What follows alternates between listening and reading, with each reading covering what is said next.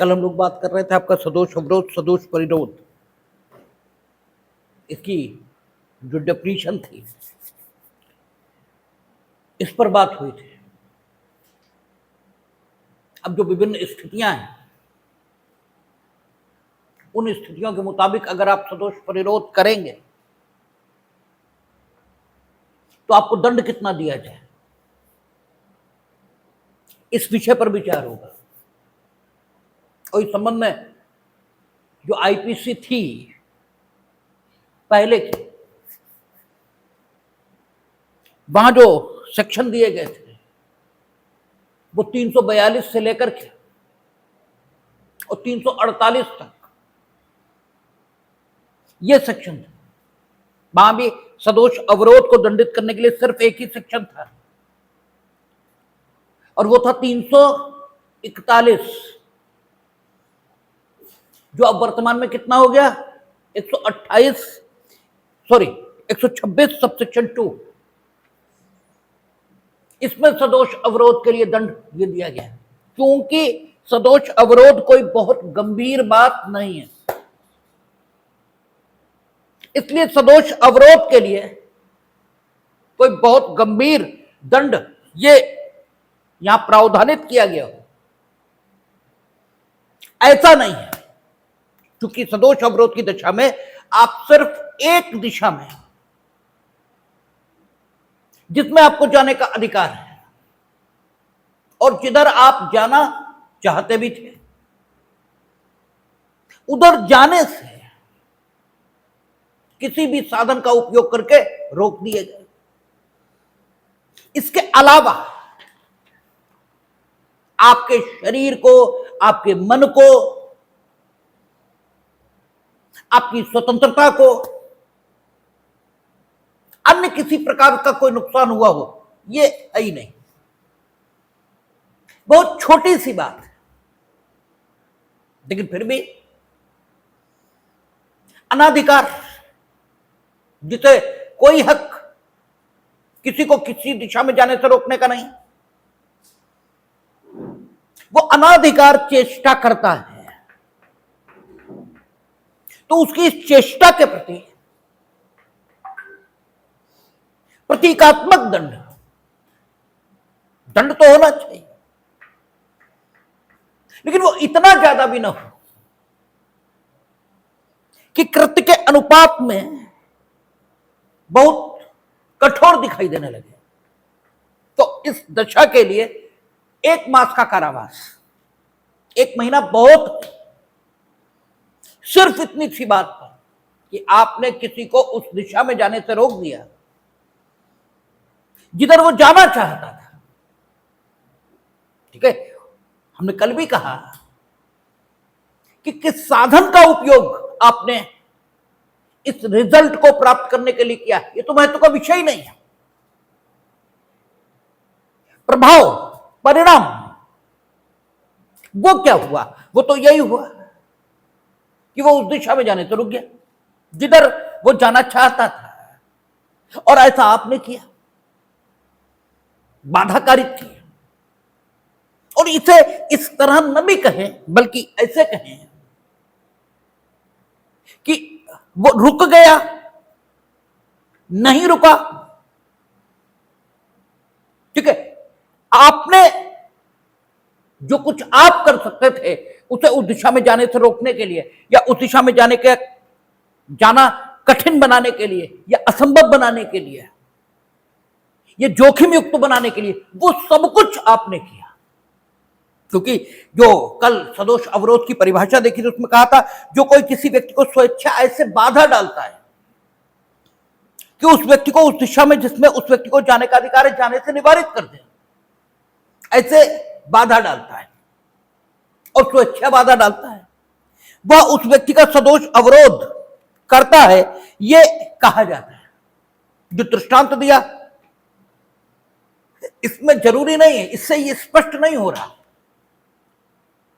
कि बाधा पड़ी या नहीं पड़ी। ठीक है, लेकिन आपने बाधा डालने का प्रयत्न जरूर किया। तो सिर्फ इतनी सी बात के लिए 1 मास का कारावास ये काफी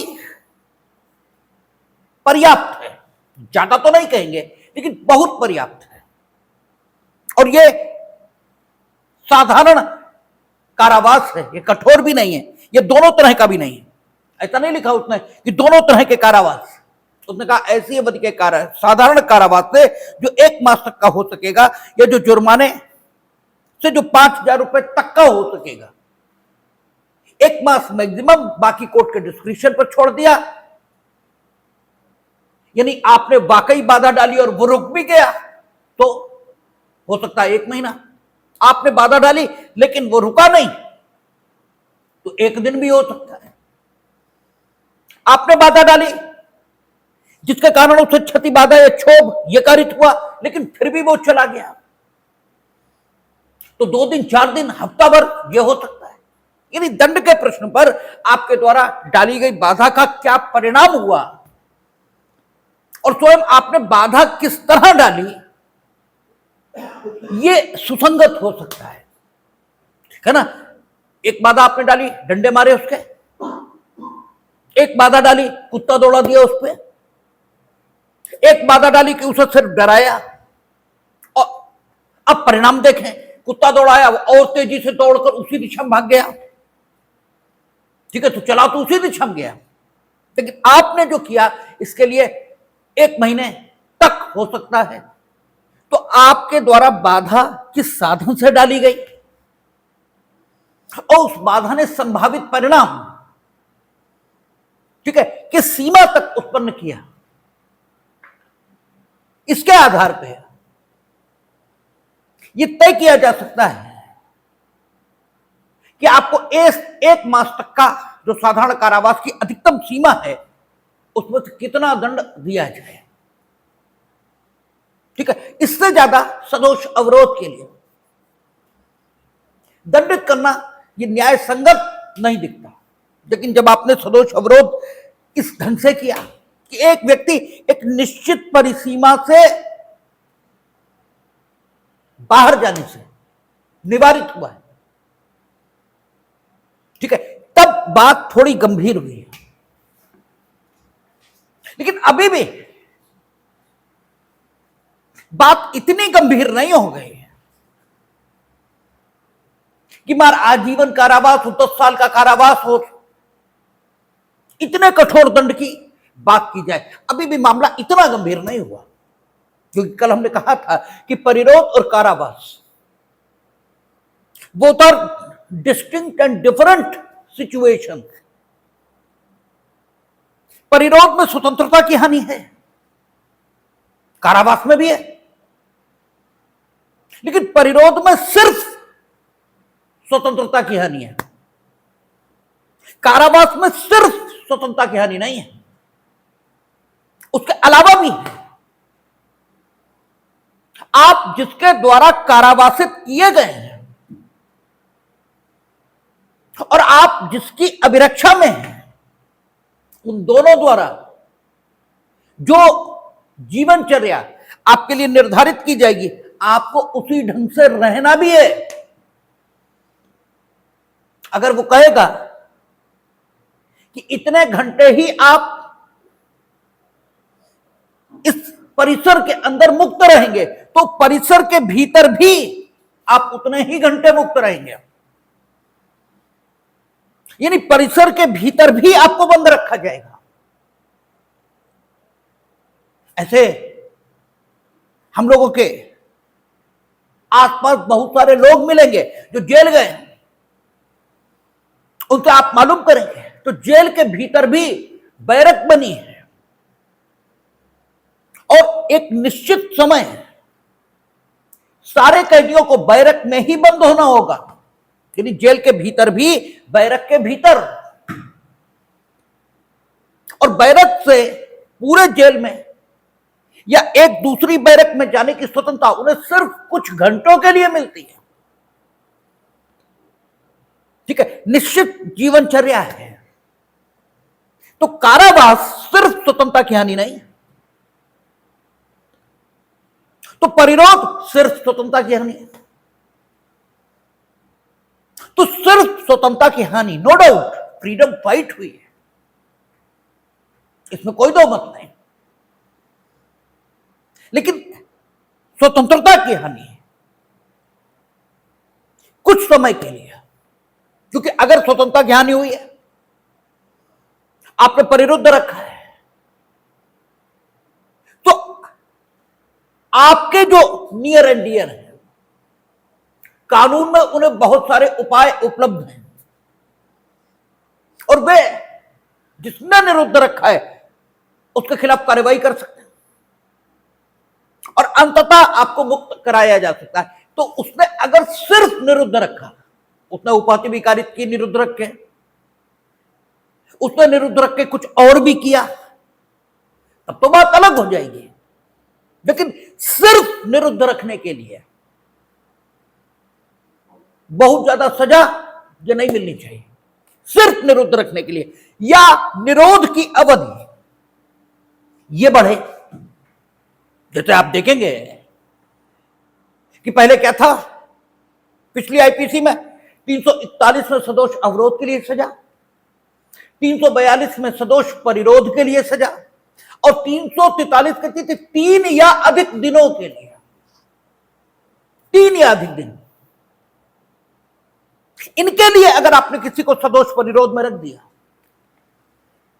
तो सदोष परिरोध की अवधि यह बढ़ गई है, ठीक है, 3 या अधिक दिन।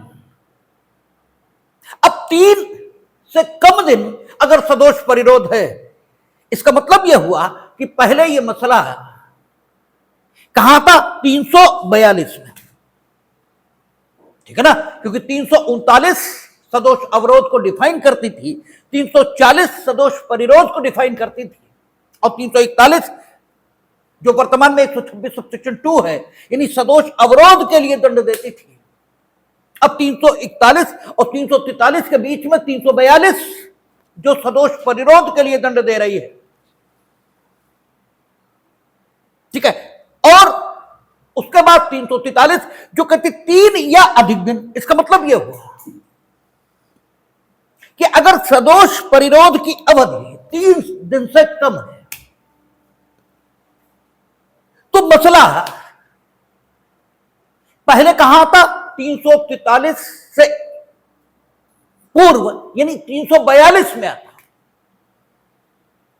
और 3 दिन से कम समय के लिए यदि आपकी सिर्फ स्वतंत्रता की हानि की गई और कुछ भी नहीं किया गया, सिर्फ स्वतंत्रता की हानि, एक परिसर के भीतर आपका सदोष अवरोध किया गया, यानी आप उस परिसर की सीमाओं के बाहर जाने को स्वतंत्र नहीं रहे, वो सीमाएं दृश्यमान थी, वो सीमाएं अदृश्य थी। ये कल हमने कहा था, इसका कोई फर्क नहीं पड़ता, सीमाएं थी और आपको उन सीमाओं के बाहर जाने से अवरुद्ध किया गया था, बस इतना पर्याप्त है। सीमाएं दृश्यमान थी, सीमाएं अदृश्य थी, जैसे उसमें लिखा ना दृष्टांत में कि कमरे के द्वार पर द्वारपाल यानी गार्ड ये बैठा दिया, दरवाजा खुला है, ठीक है, तो कमरे की जो दीवारें हैं वो दृश्यमान सीमाएं हैं, और लेकिन आप जाने को स्वतंत्र नहीं है, अवरुद्ध किए गए उन्हीं सीमाओं के भीतर। क्यों बाधा द्वारपाल डालना है, क्योंकि उसने कहा ना जब सीमाओं के भीतर सदोष अवरोध करता है, ये कहा ना, और एक बार स्पष्टीकृत पद का भाव पूरी आईपीसी में वही माना जाएगा। तो निश्चित परिसीमाओं के भीतर सदोष अवरोध करता है, इसका मतलब एक दिशा में जाने से बाधा पड़ रही है, एक दिशा में जाने में बाधा पड़ रही है, और बाधा क्या है, गार्ड। इन्होंने बाधा डाली, यद्यपि दरवाजा खुला है फिर भी बाधा मौजूद है, इसलिए कहा जाएगा एक सीमाओं के भीतर सदोष अवरोध किया गया। और ये लेकिन समय कितना है, 3 दिन से कम, और इसके अलावा कुछ किया नहीं, क्योंकि इसके अलावा कुछ किया तो दंड फिर उसके अकॉर्डिंग देखा ही जाएगा। लेकिन अगर इसके अलावा और कुछ नहीं किया तो दंड की मात्रा बहुत ज्यादा नहीं होनी चाहिए। ठीक है, हां स्पेशल सिचुएशन आ गई, 3 या उससे अधिक दिन, अब आगे बढ़िए, 3 या उससे अधिक दिन हुए नो डाउट, लेकिन 10 दिन से ज्यादा नहीं हुए। ठीक है, 10 दिन से कम ही रहा मसला,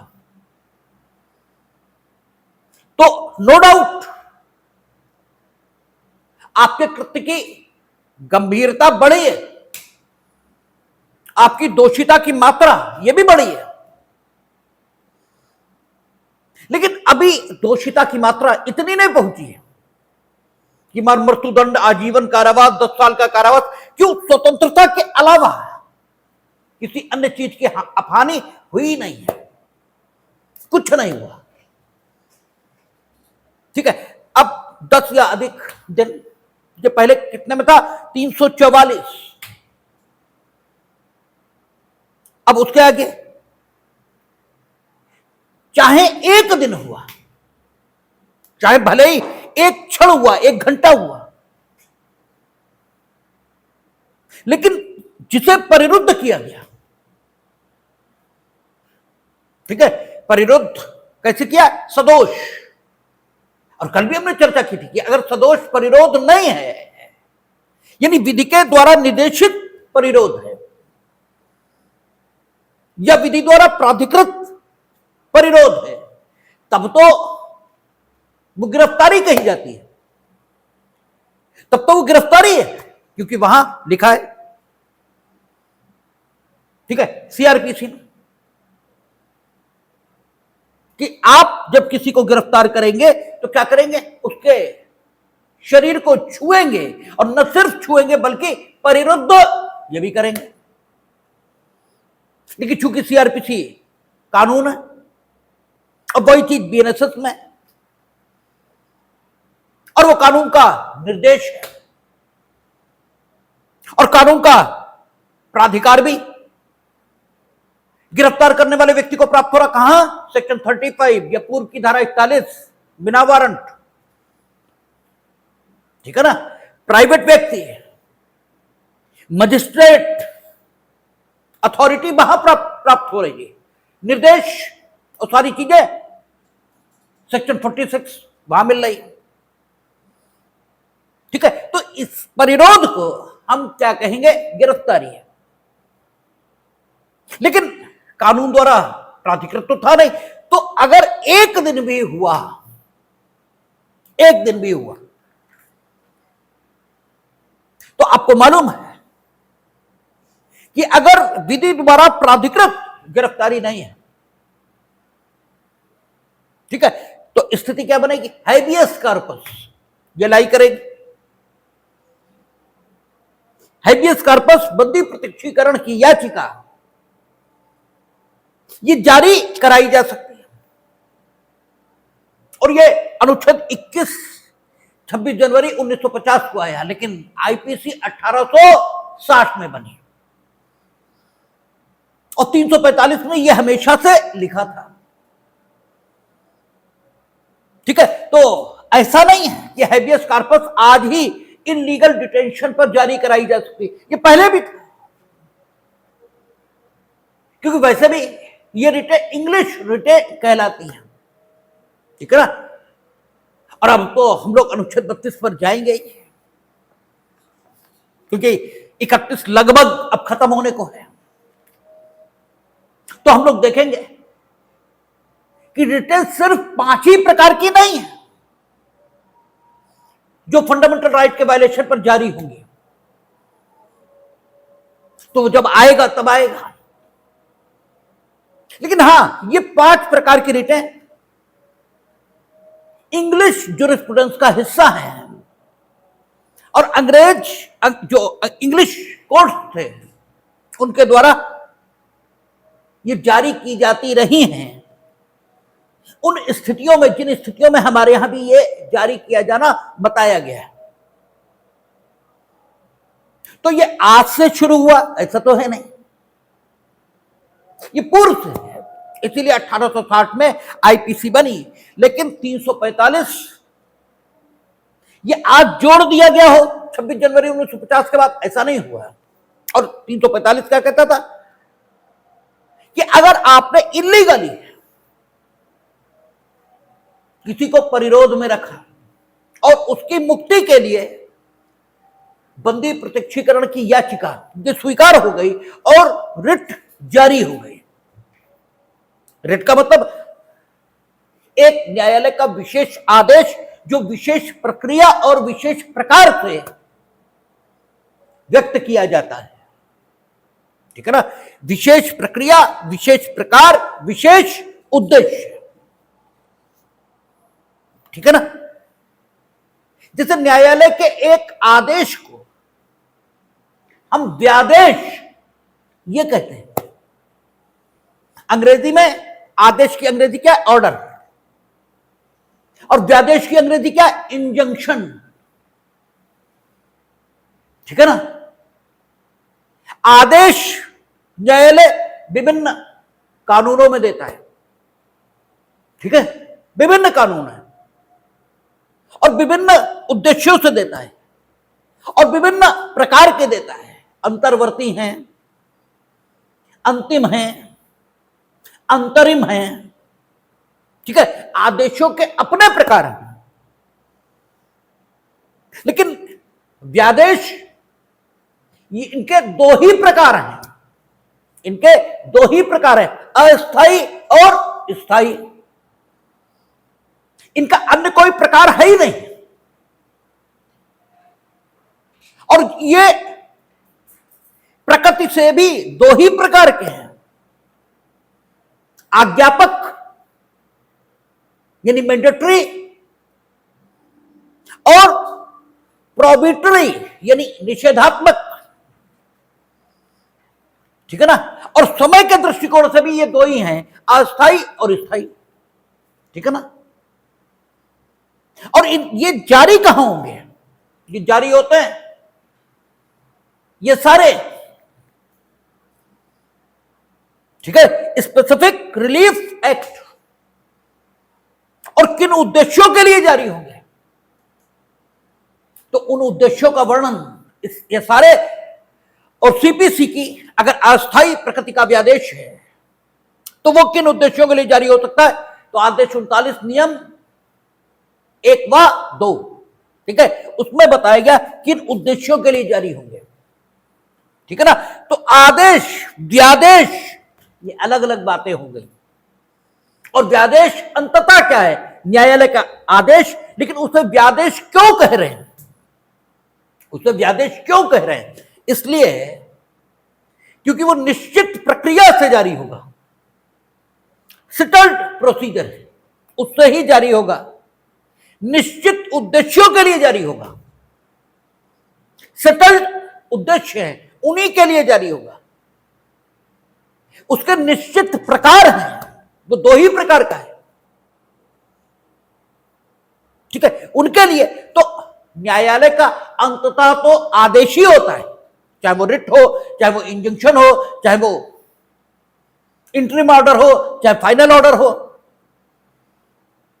लेकिन जिन उद्देश्यों से, जिन प्रक्रियाओं से वे जारी होते हैं, उनके आधार पर उन आदेशों का विभिन्न नामों से नामकरण कर देते हैं। तो यहां कहता है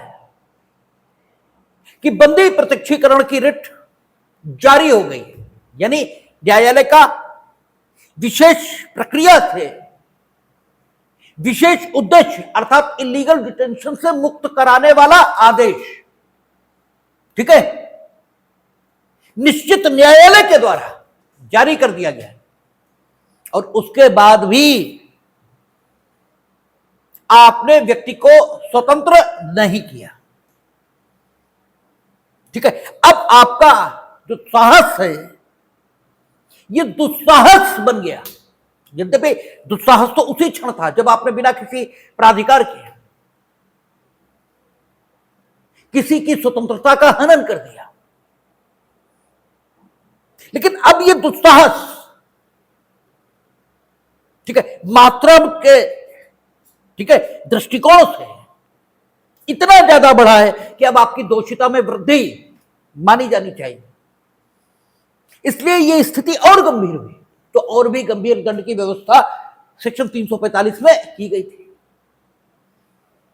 फिर डिफरेंट सिचुएशंस कहां दी गई थी? 346, 347 और 348। 346 कहती थी कि न सिर्फ आपने एक व्यक्ति को सदोष परिरुद्ध किया है, अर्थात सदोष परिरुद्ध का अर्थ क्या हुआ? निश्चित परिसीमाओं के भीतर अवरुद्ध किया है। और अवरुद्ध करने का मतलब क्या होगा? आपने उसे उसकी इच्छित दिशा में जाने से बाधा डालकर रोक दिया है। क्योंकि परिसीमाओं के भीतर आपने ऐसा किया है, इसलिए वो किसी भी दिशा में जाने से रुक गया है। ठीक है, तो आपने न सिर्फ ये किया है, बल्कि आपने ये सदोष परिरोध ऐसे स्थान पर किया, आपने स्थान के चयन में सावधानी बरती है,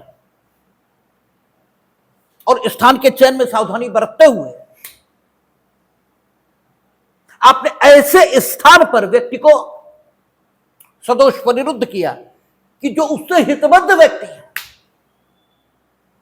जिसे आपने सदोष परिरुद्ध किया, उससे हितबद्ध व्यक्ति, उसके मित्र होंगे, नातेदार होंगे, रिश्तेदार होंगे, उसके परिवारीजन होंगे, वे उसकी सूचना आसानी से प्राप्त न कर पाए।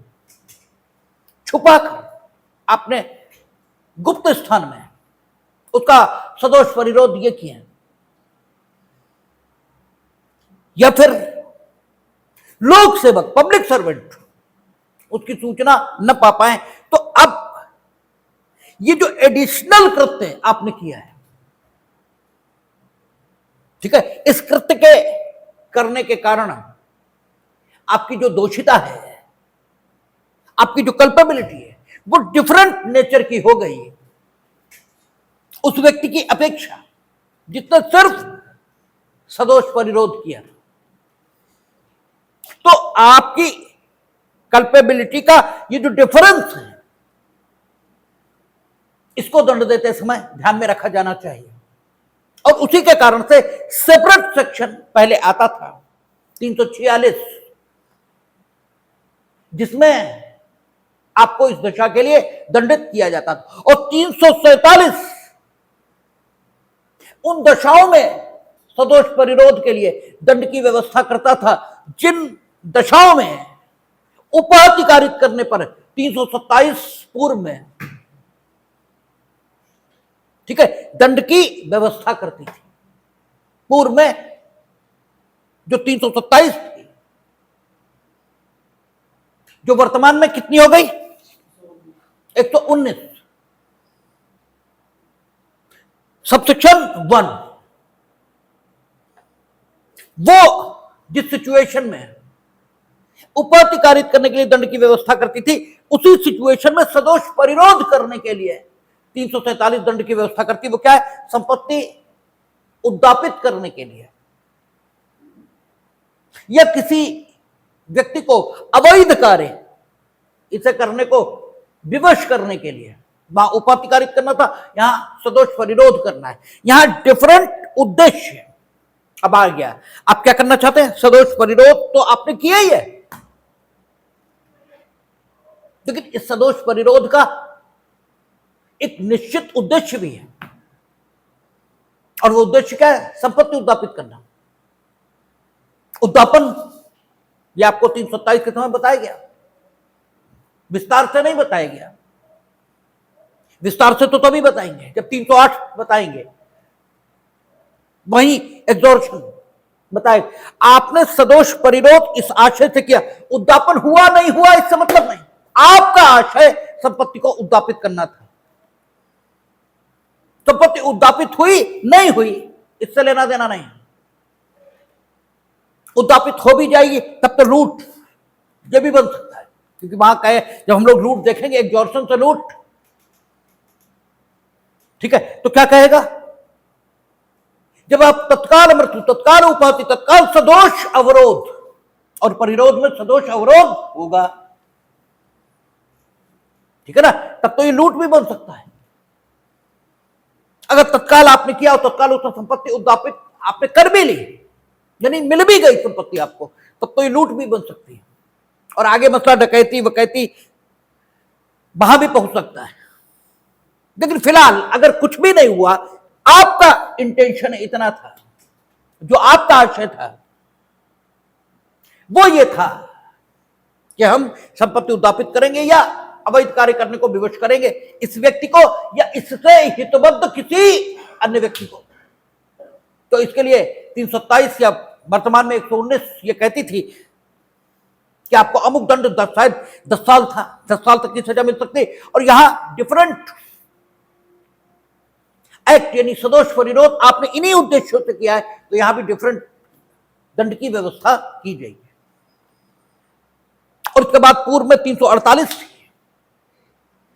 वो उस सिचुएशन में दंड की व्यवस्था करती थी जबकि आपने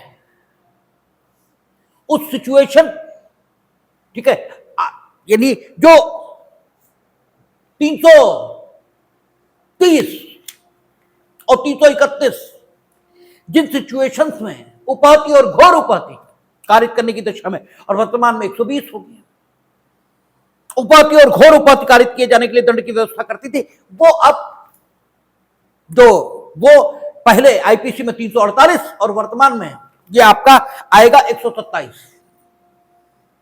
इसका सबसेक्शन 8 आना चाहिए, ठीक है, इसमें दंड की व्यवस्था करेगी।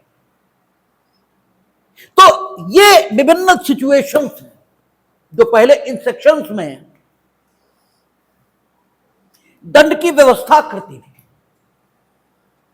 और वास्तव में देखें तो इन्हें अलग अलग सेक्शंस में रखने की कोई जरूरत भी नहीं, क्योंकि ये सदोष परिरोध जो मूल एक्ट है, उसी मूल एक्ट से संबंधित विभिन्न प्रकार की सिचुएशंस हैं और उसी क्रम में व्यवस्थित हुई है। बस बदलाव सिर्फ इतना आया कि पहले क्या था, पहले उन्होंने सदोष अवरोध को परिभाषित किया था, फिर सदोष परिरोध को परिभाषित किया था, और फिर सदोष अवरोध के लिए दंड, सदोष परिरोध के लिए दंड, और फिर इस ढंग से तो प्रारूपण का एक ढंग वो था। अब प्रारूपण का दूसरा ढंग ये अपना लिया। प्रारूपण का जो दूसरा ढंग है वो 126 सबसेक्शन 1 में सदोष अवरोध की डेफिनेशन करता है, और पहले सदोष परिरोध को भी डिफाइन करने के बाद फिर दंड शुरू किया था। अब उन्होंने उठाकर दंड 126 सबसेक्शन 2 में कर दिया, यानी जो पहले 341 में होता था वो अब 126 सबसेक्शन 2 में आ गया। पहले जो 340 में परिभाषित था अब वो 127 सबसेक्शन 1 में परिभाषित हो गया, और पहले जो 342 से शुरू होकर और आपका 348 तक जाता था वो अब 127 2 से शुरू होकर 127 8 तक चला जाता है। तो अगर पीछे आपको बेयर याद रहा है, ठीक है ना, अगर पिछला बेयर आपको आईपीसी का याद है, तो वर्तमान में सिर्फ आपको इतना ध्यान करना है कि अब सदोष अवरोध और सदोष परिरोध की परिभाषाएं करने के बाद दंड नहीं है, बल्कि सदोष अवरोध को परिभाषित किया उसी सबसेक्शन 2 में दंड है, सदोष परिरोध को परिभाषित किया और बाद में सबसेक्शन 2 से लेकर सबसेक्शन 8 तक दंड की व्यवस्था है। क्रम वही है जो पहले था। तो अगर इस व्यवस्था को, इस क्रम को आप पहचान लेते हैं तो याद करने में क्या दिक्कत है? कुछ भी नया याद नहीं करना है। और जैसे पहले मानव शरीर के विरुद्ध अपराध शुरू होते थे, अब भी वैसे ही शुरू हो रहे हैं। तो मानव शरीर के विरुद्ध अपराध पहले 299 वहां से शुरू होते थे, अब 100 से शुरू होते हैं। क्रम वही है। आगे बढ़ते चले जाइए, उसी क्रम में सब कुछ आता चला जा रहा है। ठीक है ना। ढंग सिर्फ इतना ही बदला कि पहले 323 पहले क्या करते थे, 319 उपाधि, उसे डिफाइन किया, 320 घोर उपाधि फिर डिफाइन किया, फिर 321 स्वेच्छा घोर उपाधि और फिर 322 स्वेच्छा घोर उपाधि। अब क्या कर दिया उन्होंने, 114 उपाधि को परिभाषित किया, 115 में साधारण उपाधि, 115 सबसेक्शन 1 में और 115 सबसेक्शन 2 में साधारण उपाधि कारित करने के लिए दंड। निपट गया मसला। अब उपाधि घोर उपाधि बनेगी तो 116 घोर उपाधि, उपाधि कब घोर कहलाएगी। ठीक है ना। 117 स्वेच्छा घोर उपाधि कारित करना क्या है सबसेक्शन 1 में और फिर 2 में स्वेच्छा घोर उपाधि कारित करने के लिए दंड। ठीक है। और 118 से फिर मामला आगे शुरू विशेष साधनों से। 324 24 और 326 एक साथ होनी चाहिए थी, वो वहां आ गए। ठीक है ना। 323 चली गई 115 सबसेक्शन 2 में। ठीक है। और 325 चली गई 117 सबसेक्शन 2 में और 118 में जो होना चाहिए था 324 और 326 को एक साथ होना चाहिए था, वो 118 सबसेक्शन 1 118 सबसेक्शन 2 बन गई। 119 ठीक है, उसके सबसेक्शन 1 और 2 में 327 और 329 होनी चाहिए थी, वो आ गई। ठीक है। 120 में 330 और 331 होनी चाहिए थे, तो 120 सबसेक्शन 1 2 में वो आ गई। 121 में जो पहले 328 थी वो आ गई। 122 में जो 332 और 333 थी वो आ गई। ठीक है ना। तो आप देखेंगे तो कहीं भी ऑर्डर कोई बहुत बदला नहीं है। और अगर पिछली आईपीसी याद है तो इसे भी देखने में कहीं कोई दिक्कत नहीं है। हां, पहले ही कुछ नहीं किया तो जब कुछ किया ही नहीं तो कोई क्या कर ले। ठीक है ना। पहले कुछ किया ना अब कुछ करने को राजी। ऐसा लगता है सब कुछ अपने आप हो जाए तो वो तो कुछ नहीं हो रहा। ठीक है। अगर पहले आपने कर रखा है तो सिर्फ क्रम और व्यवस्था जो परिवर्तित है उसे एक बार देख लेना है, बस सारी चीजें एकदम ठीक वैसे ही हैं। तो आप दंड का विस्तार कितना कितना है यह हमें पढ़कर सुनाने की कोई जरूरत नहीं लगती है। ठीक है ना।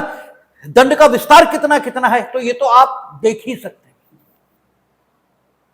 इसे समझाने की और बताने की और पढ़कर सुनाने की कोई जरूरत नहीं लग रही है, तो वो आप स्वयं देख लेंगे। अब इसके बाद वहां भी पहले भी 348 के बाद 349 बल, आपराधिक बल और हमला, 349 350 और 351 थे।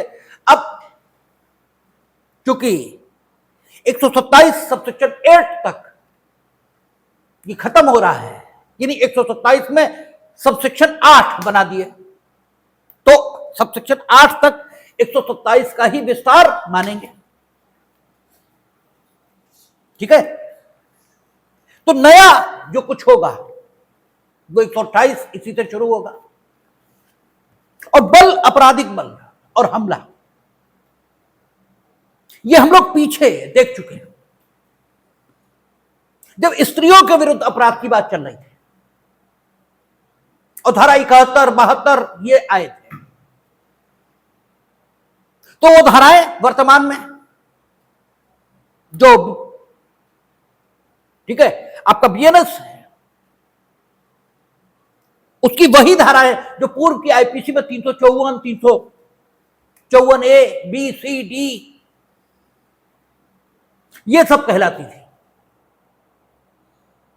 और वो स्त्री पर विशेष आशय और उद्देश्य से हमला किए जाने की स्थिति का ही वर्णन करती थी। ठीक है ना। या आपराधिक बल प्रयोग करने की जो स्थिति थी उसी का वर्णन करती थी।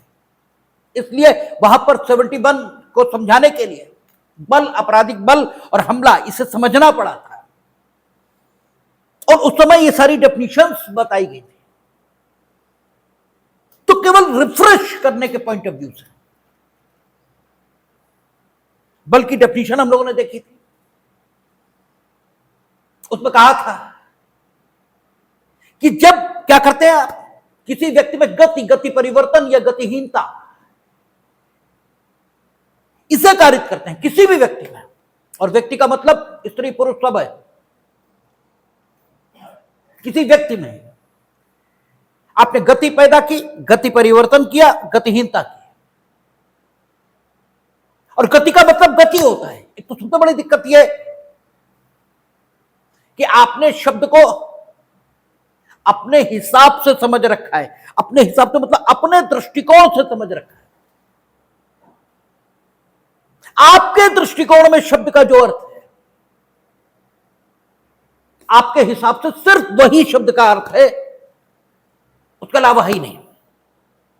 जबकि शब्द का अपना ही अर्थ है। ठीक है, शब्द का अपना ही अर्थ है। शब्द क्या है? गति। तो गति तेज हुई, धीमी हुई, बहुत लंबे समय चली, बहुत कम समय चली, ये तो सिचुएशंस हैं जो बल प्रयोग के लिए अपेक्षित है।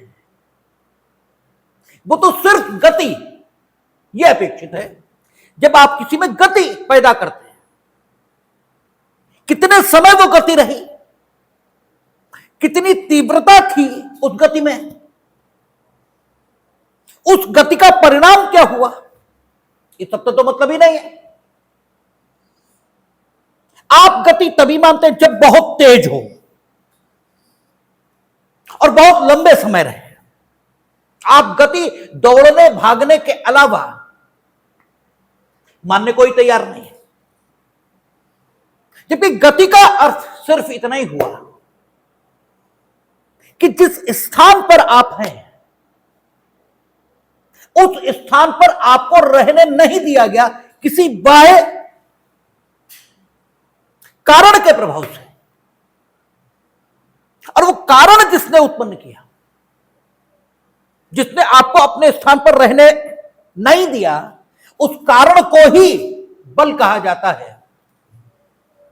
वही कारण तो बल है कानून की भाषा में।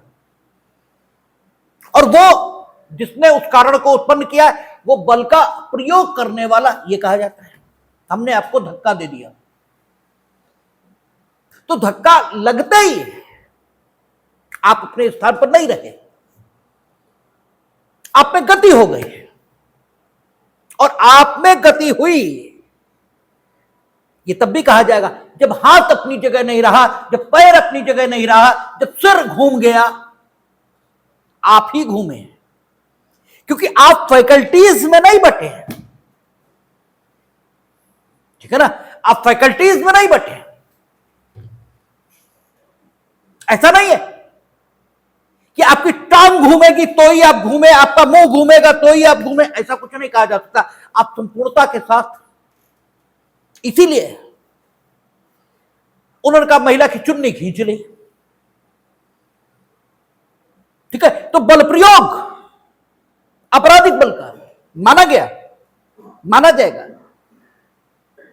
क्योंकि चुन्नी जब खींची तो महिला संपूर्णता का नाम है, इंटिटी है। आप उसे फैकल्टीज में बांटकर नहीं देख सकते। उसमें गति तो आएगी, या तो गति आ जाएगी, या गति परिवर्तन हो जाएगा, या गतिहीनता ये हो जाएगी। इनमें तो कुछ भी हो गया। तो आपने बल प्रयोग ये तो कर ही दिया।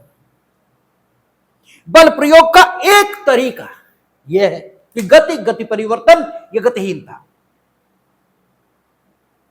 ठीक है, या तो आप निजी शारीरिक शक्ति से, क्योंकि नीचे यह भी लिखा हुआ है कि गति परिवर्तन या गतिहीनता जब आप किस तरह कार्य करते हैं, तो हमने कहा रुक जाओ और तुम रुक गए, तो हमने बल प्रयोग नहीं किया है। अरे भाई हमने कहा रुक जाओ, तो काहे रुक गए? हमने कोई बल प्रयोग नहीं किया, यद्यपि गतिहीनता हो गई। ठीक है, हो सकता है हमला हो गया हो, हमला हो सकता है, लेकिन बल प्रयोग नहीं है। क्योंकि बल प्रयोग का जो सेक्शन है पूर्व में 349 था और अब कितना है 128, वो बता रहा है कि गति परिवर्तन या गतिहीनता ये तो हो, लेकिन अपनी निजी शारीरिक शक्ति से हो। ठीक है ना? या किसी जीव जंतु को गति में ला देने, यानी गतिमान कर देने, गति परिवर्तन कर देने या गतिहीन कर देने, यानी तरीके उसने बताए। कहां? 128 में उन तरीकों का इस्तेमाल हो। इसलिए हमेशा पूरी बात यह ध्यान रखनी चाहिए, तभी आप कोई उचित निष्कर्ष निकाल सकते हैं। केवल गति परिवर्तन या गतिहीनता रहे। पहली चीज गति परिवर्तन गतिहीनता शब्द ये हैं, तो आप इन शब्दों को अपने हिसाब से नहीं देखेंगे, आप इन शब्दों को उसी ढंग से देखेंगे जिस ढंग से इन्हें देखना अपेक्षित।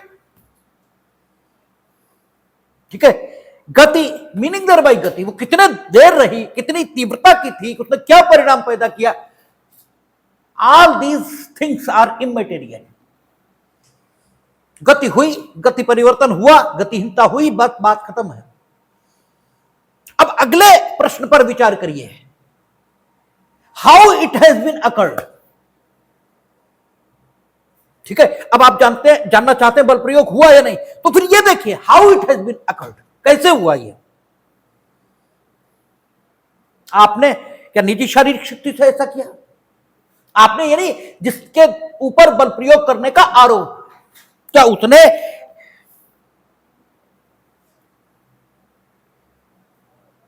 अपनी निजी शारीरिक शक्ति इससे ऐसा किया, या उसने कोई पदार्थ जो इस प्रकार स्थित था, ठीक है, कि उसमें गति परिवर्तन या गतिहीनता कारित की जा सकती थी, और की जिससे वो पदार्थ जो स्थित था वो गति परिवर्तन या गतिमान हो गया, और जिसके कारण से दूसरे में गति परिवर्तन या गतिहीनता हो गई है। इसके सबसे अच्छे उदाहरण होते हैं, आपके पास एक बर्तन में गर्म पानी है, गर्म पानी पदार्थ है, और वो किसमें स्थित है? बर्तन में स्थित। आपने दूसरे पर फेंका, यानी पदार्थ में गति पैदा की, फेंक कर आपने क्या किया है? गति पैदा कर दी है पदार्थ में, जो इस प्रकार स्थित था कि उसमें गति हो सकती थी। आपने ऐसा किया, और वो जब दूसरे पर पड़ेगा तो उसमें डेफिनेटली गति परिवर्तन या गतिहीनता होगी। तो अब आपको सेकंड ऑप्शन पर विचार करना है कि क्या निजी शारीरिक शक्ति द्वारा क्या पदार्थ में गति उत्पन्न करके ऐसा किया गया? If yes, then the person who has acted in such a manner, ठीक है, has used the force against you, it will be said. ये कहा जाएगा उसने बल का प्रयोग किया। अब ये बल किस उद्देश्य से प्रयोग किया है, उसके आधार पर हम इस बल को आपराधिक बल इस नाम से पुकारेंगे। अगर यह बल प्रयोग इस उद्देश्य से समर्थित कि आपके विरुद्ध कोई अपराध किया जाए, या आपको क्षति बाधा या क्षोभ कारित किया जाए, ये शायद आपराधिक बल में यह भी लिखा है कि हम संभाव्य जानते हैं कि ऐसा होगा, ठीक है, तो आपराधिक बल का प्रयोग ये माना जाएगा। ठीक है, तो बल, आपराधिक बल, ये एक तरीका हुआ। अब दूसरा तरीका, आपने व्यक्ति में सीधे सीधे गति परिवर्तन या गतिहीनता कारित नहीं की, लेकिन व्यक्ति जो कुछ पहने हुए था, वो जो कुछ लेकर जा रहा था, ठीक है, ये जो कुछ उसके शरीर पर मौजूद था, ठीक है, उससे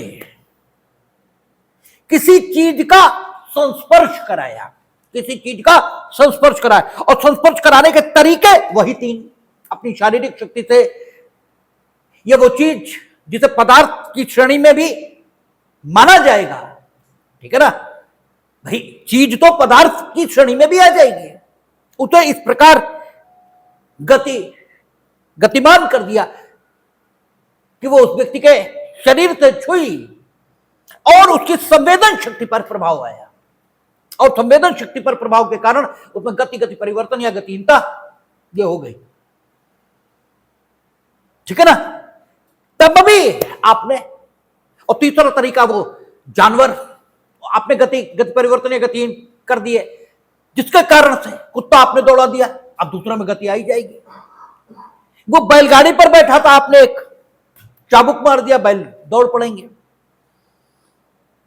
ठीक है। तो अगर आपने नीचे बताए तीन तरीकों में से किसी एक तरीके से, नीचे यानी 128 में, सेक्शन 128 के अंतिम भाग में बताए गए तीन तरीकों में से किसी एक तरीके का इस्तेमाल करके धारा 128 के पूर्वार्ध भाग में वर्णित प्रकार के कामों से व्यक्ति में गति परिवर्तन या गतिहीनता कारित की है, तो आपने बल का प्रयोग उस व्यक्ति पर किया है जिसमें इस प्रकार की गति परिवर्तन या गतिहीनता ये कारित हुई है। यह हो सकता है आप एक ही काम करें, एक काम करें मीनिंग दरबाई 128 के लेटर पार्ट में जो तीन तरीके बताए गए, उन तरीकों में से किसी एक प्रकार का आप काम करें और दोनों प्रकार के काम ऊपर हो जाएं। यानी 128 के पूर्वार्ध भाग में जो दो सिचुएशंस वर्णित की गई हैं, उन दोनों सिचुएशंस में आने वाला काम हो जाए, जैसे आप गर्म पानी फेंके किसी पर, ठीक है ना। तो 128 के लेटर पार्ट में जो दूसरा काम है वो आप करेंगे और व्यक्ति में गति परिवर्तन गतिहीनता भी आएगी और उसकी संवेदन शक्ति पर प्रभाव ये भी पड़ेगा, और संवेदन शक्ति में प्रभाव पड़ने पर गति परिवर्तन या गतिहीनता आएगी। तो दोनों काम हो रहे हैं या कोई एक काम हो रहा है तो भी बल का प्रयोग ये माना जाएगा, ठीक है ना। तो बल ये, और आपराधिक बल, तो आपसे कहा जब बल प्रयोग का उद्देश्य क्या है, अपराध करना या जानबूझकर, आप जानते हैं कि अपराध होगा, यह क्षति बाधा क्षोभ इस व्यक्ति को कारित होगी, या उसके विरुद्ध अपराध करना या क्षति बाधा क्षोभ ही कारित करना, यह आपका उद्देश्य है। तो 350 पूर्व की आईपीसी में था, वो आपराधिक बल इसे बताता था, और यहां 129 ये क्रिमिनल फोर्स इसे आपराधिक बल कह रहा है, ठीक है। अब सवाल यह है कि जो ट्रोट में असाल्ट कहा जाता था उसे यहां हम क्रिमिनल फोर्स ये कह रहे हैं, ठीक है। वहां हमला और संप्रहार, तो वहां जो संप्रहार यानी असाल्ट कहा जाता था उसे हम क्रिमिनल फोर्स यहां कहते हैं, और वहां जो हमला कहा जाता है उसे हम बैटरी या, ठीक है, जिसे वहां हमला या बैटरी कहते हैं उसे यहां हम हमला ये कहते हैं, ठीक है ना। तो 128 बल को परिभाषित कर रहा, 129 आपराधिक बल को परिभाषित कर रहा, और 130 हमले को डिफाइन कर रहा है। हमला धमकी से कुछ ज्यादा है, ठीक है, क्योंकि आप देखें क्या कह रहा है, जो कोई किसी व्यक्ति पर उस व्यक्ति की सम्मति के बिना बल का प्रयोग अच्छा, ये तो आपराधिक बल है, हमला। जो कोई अंग विक्षेप या कोई तैयारी इस आशय से करता है या यह संभाव्य जानते हुए करता है कि ऐसे अंग विक्षेप या ऐसी तैयारी से किसी उपस्थित व्यक्ति को यह आशंका हो जाएगी कि वह जो वैसा अंग विक्षेप या तैयारी करता है वह उस व्यक्ति पर आपराधिक बल का प्रयोग करने ही वाला है, वह हमला करता है, यह कहा जाता है। ये धमकी नहीं है, ठीक है, ये धमकी से ज्यादा है। तो धमकी से क्या ज्यादा है इसमें? क्यों हम कह रहे हैं ये धमकी नहीं है, ये धमकी से ज्यादा है? ठीक है, क्योंकि धमकी पूर्व की आईपीसी की धारा 504 में आती थी। क्यों आती थी, कैसे आती थी, और वर्तमान में शायद 351(3) या 352 होगा, उसमें आती है। क्यों आती है, कैसे आती है, वो वहां देखेंगे। लेकिन आप एक बात डेफिनेट समझ लो कि धमकी हमले में नहीं आती। हमला और धमकी दो डिफरेंट सिचुएशन। तो व्हाट इज द डिफरेंस? धमकी और इसमें अंतर कहां है? धमकी को अंग्रेजी में थ्रेट ये कहते हैं, और हमले को आप अंग्रेजी में क्या करें, असॉल्ट, ठीक है ना। आप कृत्य में इसे बैठे ही कहेंगे, ठीक है, लेकिन बीएनएस में इसे असॉल्ट कह रहे हैं। और अकृत्य में जिसे असॉल्ट कहेंगे उसे यहां क्रिमिनल फोर्स कह रहे हैं, ठीक है ना, आपराधिक बल कह रहे हैं। तो हमला ये धमकी नहीं है, धमकी से ज्यादा है। क्या धमकी से ज्यादा है? धमकी में तैयारी नहीं होती, धमकी में किसी ढंग की कोई तैयारी नहीं। आप सिर्फ धमका रहे हो व्यक्ति को कि हम अमुक परिणाम पैदा कर देंगे, ऐसे जो उसे अच्छे नहीं लगेंगे, जो उत्पन्न होते अपने प्रति वो नहीं देखना चाहता, वैसे परिणाम उत्पन्न कर देने का भय आप उसे दिखा रहे हो। लेकिन इस भय के पीछे कोई तैयारी नहीं है, इसलिए भय थोथा है। इससे आपकी दोषिता ये तो प्रकट होती है, लेकिन वो धमकेगा या नहीं धमकेगा, ठीक है, ये उस पर डिपेंड है। और इस बात की संभावना ज्यादा है कि वो नहीं धमकेगा। लोग कहते हैं ना धमकी मत दो, क्योंकि बड़े तैश के साथ कहते हैं कि धमकी मत दो। इसका मतलब अक्सर धमकते नहीं है, धमकी देने पर अक्सर लोग बिफरते हैं, धमकते नहीं हैं। लेकिन फिर भी दोषिता तो है आप में। आप ऐसी बात, यानी ऐसे धमकी मतलब क्या हुआ, हमने पहले भी कहा, ऐसे परिणाम को उत्पन्न कर देने का भय कारित करना, ठीक है, जिन परिणामों को अपने प्रति उत्पन्न होते संबंधित व्यक्ति नहीं देखना चाहता, इसी को तो धमकी कह रहा है। धमकी की और डेफिनेशन क्या है, यही तो है। तो धमकी, चूंकि इसके पीछे तैयारी नहीं है, इसलिए धमकी मिलते ही लोग बिफरते ज्यादा हैं, धमकते कम है, ठीक है। और जब हमला हो रहा है तो कोई अंग विक्षेप या तैयारी, अंग विक्षेप भी तैयारी है, अंग विक्षेप भी तैयारी है, कोई अंग विक्षेप या तैयारी इस आशय से करता है, इसका मतलब सिर्फ धमकी नहीं है, उसके पीछे तैयारी भी है। और उस तैयारी को देखकर सामने वाले के मन में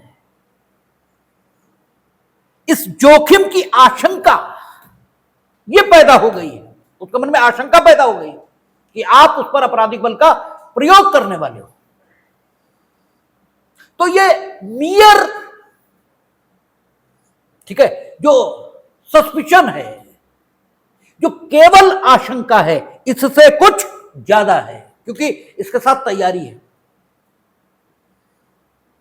और युक्ति संगत आशंका पैदा हुई है। इसका मतलब ये है कि हो सकता है आप अपनी तैयारियों में उस स्तर पर अभी न पहुंचे हों कि उस पर आपराधिक बल का प्रयोग हो ही जाए, लेकिन डेफिनेटली आप अपनी तैयारियों में इस हद तक आगे जरूर बढ़ गए हो